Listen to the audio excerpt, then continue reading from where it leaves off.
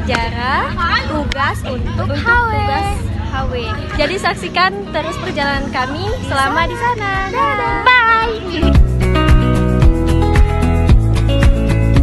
Palembang sebagai tempat bernaungnya Kerajaan Sriwijaya tentu menyimpan banyak peninggalan budaya dan sejarah, seperti halnya Kawah Tengkurap, sebuah makam yang diperuntukkan khusus bagi raja, abdi dalam serta keturunannya. Secara etimologi, Kawah Tengkurap berasal dari kata kawah yang bermakna suatu alat yang menyerupai wadah. Kawah Tengkurap dibangun pada tahun 1728 dengan menggunakan 3 unsur, yaitu kapur pasir, putih telur, dan batu. Makam ini dibangun dengan bersamaan dengan pembangunan Masjid Agung di Palembang. Secara umum, makam Kawah Tengkurap memiliki luas mencapai 1 hektar, yang terdiri dari 6 bangunan makam yang diperuntukkan bagi sultan dan orang-orang terdekatnya.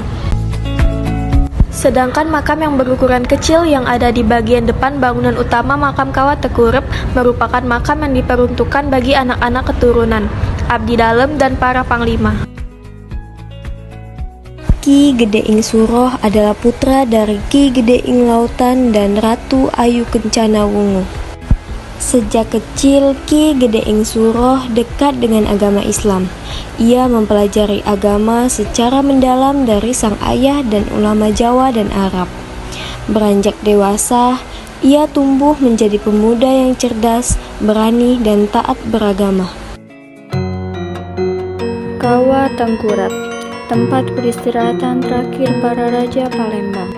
Palembang sebagai tempat bernaungnya Kerajaan Sriwijaya tentu menyimpan banyak peninggalan budaya dan sejarah, seperti halnya Kawah Tengkurap, sebuah makam yang diperuntukkan khusus bagi raja, abdi dalam, dan keturunannya.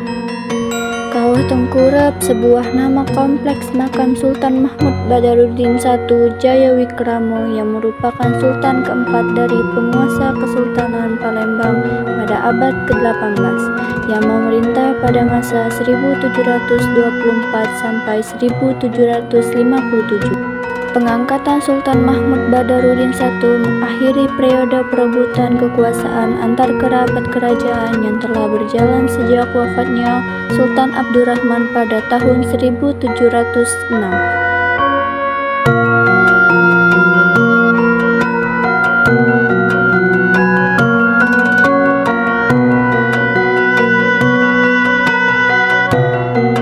Nama Tengkurap dipakai karena pada atapnya menaungi makam Sultan Mahmud Badarudin I terbuat dari beton berbentuk kawah yang tertelungkup. Secara etimologi, Kawah Tengkurap berasal dari kata kawah yang bermakna suatu alat yang menyerupai wadah untuk menanak nasi, dan tengkurap memiliki padanan makna terbalik. Jadi secara harfiah Kawah Tengkurap dapat dimaknai sebagai wadah terbalik yang digunakan sebagai makam dan tempat pertemuan para wali dan sunan.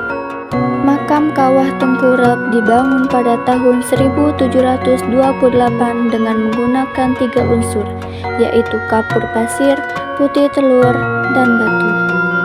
Masjid Agung Palembang dibangun oleh Sultan Mahmud Badarudin Jayawikrama bin Sultan Mahmud Mansur Jang Ing Laga atau dikenal dengan nama Sultan Mahmud Badarudin I. Peletakan batu pertama dilakukan pada tanggal 15 September 1738 dan pada hari Senin 26 Mei 1748 Masjid Agung diresmikan.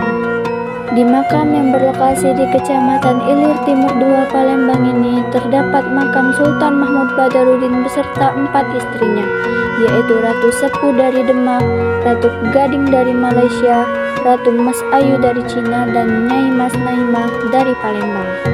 Selain itu, pada bagian yang lain juga terdapat Imam Sayyid Al-Idrus yang merupakan guru besar bagi Sultan Mahmud Badarudin.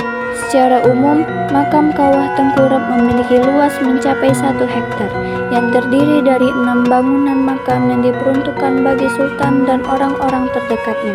Sedangkan makam yang berukuran kecil yang ada di bagian depan bangunan utama makam Kawah Tengkurap merupakan makam yang diperuntukkan bagi anak-anak keturunan, abdi dalam, dan para panglimanya.